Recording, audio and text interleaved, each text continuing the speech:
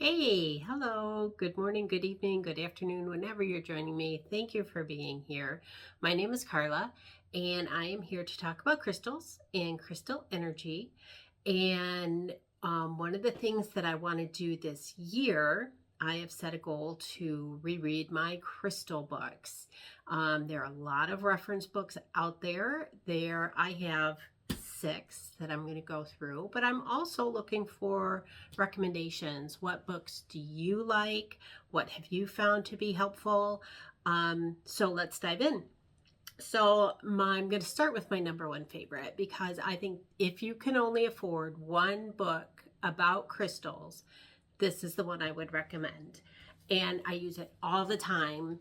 It is the Book of Stones by Robert Simmons and Aisha Ashin. I'm sorry, I don't know how to pronounce Aisha's last name. This is by far my favorite, and I love it because Robert Simmons has a lot of good information at the beginning, and he goes in depth into each one. It's arranged alphabetically. I'll just open it up to give an example. So Bumblebee Jasper, he talks about the different properties. He gives a little summary. And then Aisha will also give a little summary of different properties, metaphysical properties, what you use it for, what it's been known for in history. It's really got a packed full of information. And this is one that I will grab and have on my lap and just flip open and see what that crystal has to say to me for that day. I love this book. It is my absolute favorite. I will say, with all the different books out there, always use your own intuition. Even if I'm going through a book like this and something doesn't resonate with me, or I go, ooh, that's kind of weird. Maybe it is for somebody, but I always use my own intuition when I'm working with crystals to see what will work for me, for my situation, for that particular thing. So book number 2 is the follow-up by Richard Simmons, which is Stones of the New Consciousness. This one has different stones that are in the first one. Some are the same, some are different. And this is what I would call the high vibe collection. This is what he is saying is going to really elevate our energies for going forward, moving forward. Healing, Awakening, Co-Creating with Crystals, Minerals, and Gems is the subtitle. Similar to the other book, really good information. In this one, he tells a few more stories at the beginning of the book about how he came into being able to feel crystal energy, and all about the quartz that has been planted here for us to discover and learn from. So in addition to the crystal properties, this one is really good just for general information. So I highly recommend both of these two books. If you just need to get one, this is upside down. This is the Book of Stones. That is my number one. Now, a couple other books I think that a lot of people start with is The Crystal Bible by Judy Hall. And I've heard some people say that some of the information maybe isn't right or doesn't work for them, or the picture of the stone isn't quite representative. It's the same with every crystal book. Some things are going to be right. Some things are going to be right for you. Some things are going to be right for somebody else. It's a guide. Use your own intuition. Be smart with your brain and your discernment and figure out what works for you. But if you're starting out, or if you're exploring more, or you have a crystal that you've never heard of before, and what has this been known commonly? What are the metaphysical properties of this one? How can I work with it? All of these books are going to give you a really good starting point. This one I like. It is set up alphabetically with the crystals. You can see it's got a picture of the crystal, metaphysical properties. It has a section in the back on crystal shapes, which I think is really interesting and fun. You know, when would you use a pyramid versus a sphere versus, you know, what is a tabby? It's got all of those fun things back here. You know, different shapes. It also goes into some of the properties of the quartz. You know, what is fairy frost? What is a record keeper? What is an celestial quartz? It's got some quick reference here about the chakras and the auras. And then a good index at the back if I wanted to look up crystals for business, crystals for dating, crystals for leadership. You know, easy, quick reference guide there. So the Crystal Bible, I think, is one that is a good one for anybody who's into crystals to have. Now, we also have the Crystal Bible 2. So I really like that she came out with a second one. This one has more of the different jasper varieties in it. You know, it's interesting when you come upon a crystal. I remember when I first started collection, I really love Dalmatian stone. I think it's so pretty. It's so fun.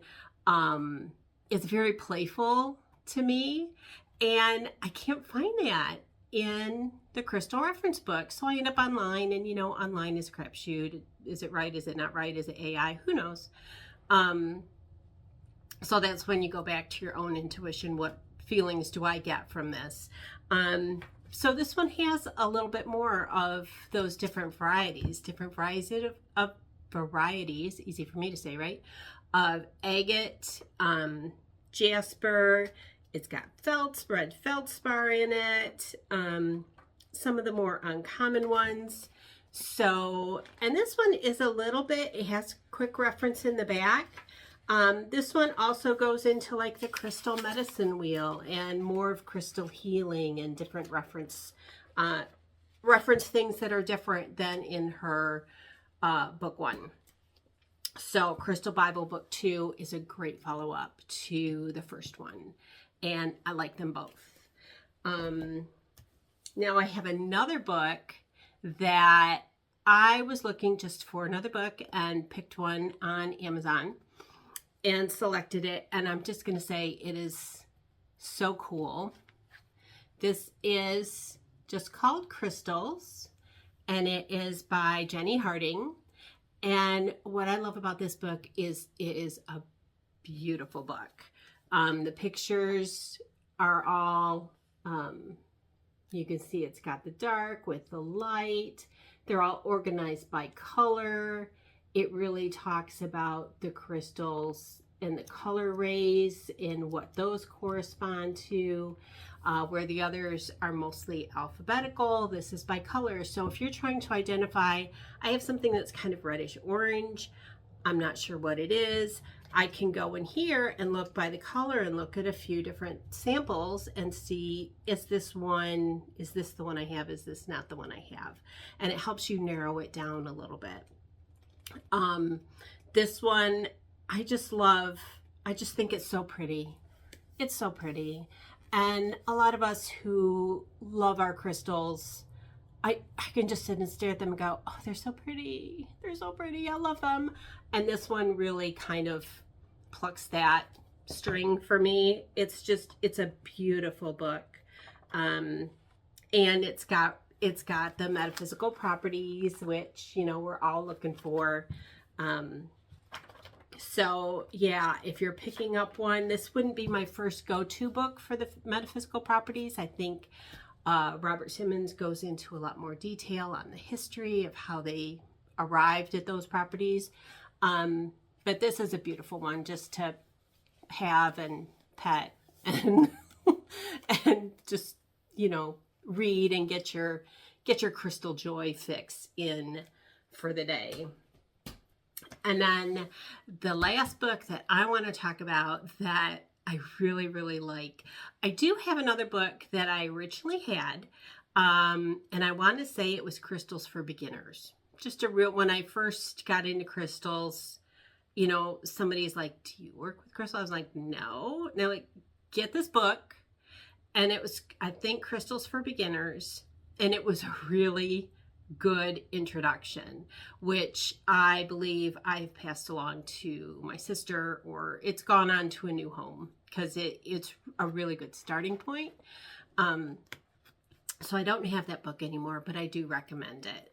It's got a lot of good short information. It has a good chunk of crystals in there, the ones that are more common that everybody has. Really, really good book if you're looking for a starter. This book is Understanding the Crystal People by Jen.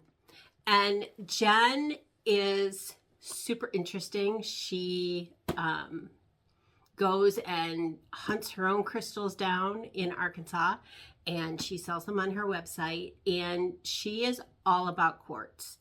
And she, when she sells her crystals, will tell you it's a record keeper. It has a feminine energy. It will help with this. Really, really cool.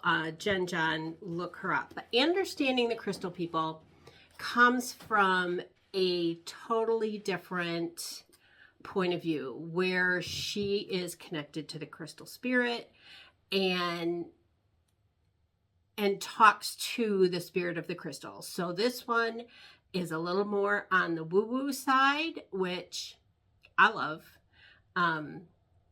Just be expecting that when you pick this up. But as far as a quartz reference, and really getting you in the mindset of how crystals are here to help us, and putting I don't want to call it a personality, but understanding that you can connect with the spirit and that crystals do have messages for us. This is a really, really good read. Understanding the Crystal People. For newbies, old, long time crystal lovers. Really, really cool. And what I especially like about this is she has a whole section explaining how crystals are formed and the different configurations and what the different things in the crystal are telling us and what they mean and what you can use them for. You know, is it a record keeper? Does it have a future window?